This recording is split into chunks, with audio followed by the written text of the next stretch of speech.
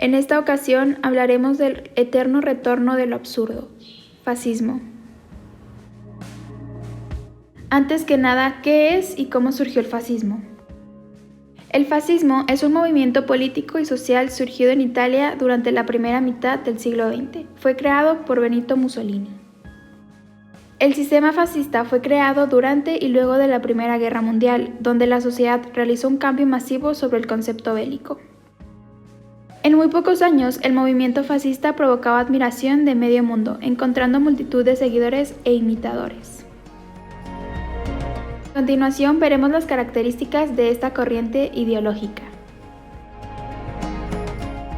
Número 1. Exaltación de la figura única como líder, quien genera una idea de protector del pueblo y un sentimiento patrio de unidad llamado nacionalismo. Número 2. Posee una importante participación de las fuerzas militares para defender los ideales del Estado. Número 3. Es un régimen de carácter totalitario y antidemocrático, por lo que no se convocan a elecciones. Número 4. No se identifica con la izquierda ni de derecha, ni capitalista ni comunista, sino como una ideología totalmente original. Número 5. Fomenta los ideales racistas con la persecución de grupos étnicos que pueden llegar a ser una amenaza a la idea de nación sólida. Número 6. Se imponen las ideas del movimiento por medio de violencia y se oprime a los opositores, intelectuales y todo aquel que contradiga el movimiento. Número 7. Controlan a los medios de comunicación y a la educación. A continuación, veremos a los máximos representantes del fascismo. Adolf Hitler nació en Braun am Inn y murió en Berlín. Sentía un gran odio por los judíos, los seres infrahumanos y a los hinchados burgueses capitalistas. Tras las elecciones del 14 de julio de 1932, después de fortísimos enfrentamientos callejeros entre nazis y comunistas, los de Hitler doblaron los votos populares, obteniendo 230 puestos en el Reichstag. Desde 1931 y 1933, Hitler ya había desarrollado sus ideas racistas y ultranacionalistas que había plasmado en su libro Mein Kampf. La policía secreta o Gestapo se encargaba de eliminar cualquier muestra de oposición al régimen nazi. Los judíos eran considerados la fuente de todos los males del país y por ello fueron duramente perseguidos y eliminados de manera sistemática. La política de Hitler consideraba a Alemania la creadora de la cultura humana y la nación que debería regir el destino del resto de los países del mundo.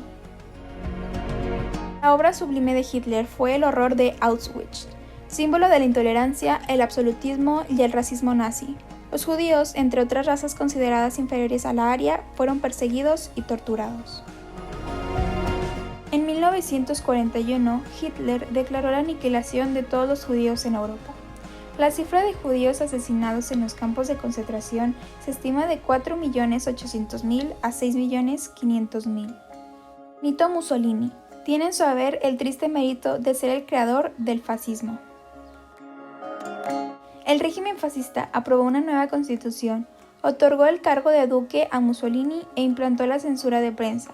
La política exterior de Mussolini era una política imperialista y colonial, mientras que era de amistad con Alemania desde que Hitler alcanzó el poder en 1933. Italia también siguió, al ejemplo nazi, una serie de medidas restrictivas contra los judíos. Ahora hablaremos sobre ¿existe el fascismo en la actualidad? Hubo una época en la que los fascistas no ocultaban que lo eran.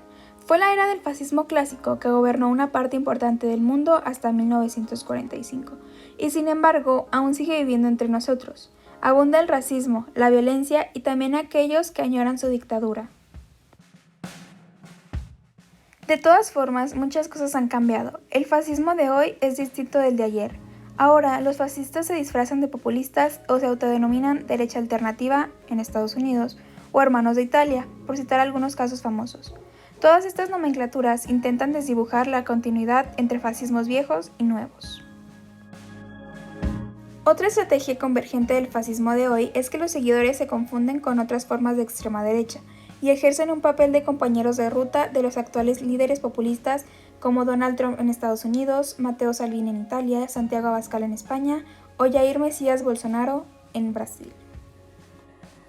Incluso algunos terroristas de este fascismo, que ya no se esconden, han llegado a asesinar invocando los argumentos de estos líderes, como ocurrió recientemente en El Paso, Texas, con 22 personas asesinadas, o en el ataque del 2018 en una sinagoga de Pittsburgh, también Estados Unidos, que saldó con 11 víctimas mortales. En ambos casos, los asesinos invocaron argumentos trumpistas sobre invasiones y caravanas de inmigrantes para justificar sus masacres. Su estrategia es establecer puentes con la ideología racista de los gobernantes populistas. Estos puentes son de ida y vuelta, pues los fascistas son a veces normalizados e incluso justificados por los mismos populistas. Recordemos ese momento célebremente infame cuando Donald Trump enfatizó que incluso entre los nazis había buena gente. Este odio por la diferencia es el verdadero vínculo que les une y lo que explica por qué Trump está tan obsesionado con los enemigos del fascismo. Fascistas y populistas comparten objetivos: promover la xenofobia sin descuidar la violencia política. En Estados Unidos no es sorprendente que las personas cuya ideología se alinean con la de su presidente puedan involucrarse con ella, desde hostigar a inmigrantes en las calles y restaurantes o incluso, como en el caso extremo del mega bomber, hasta enviar bombas a aquellos que sean diariamente demonizados vía Twitter por el presidente. En fin, está claro que Estados Unidos y el mundo vuelven a ser más autoritarios y racistas.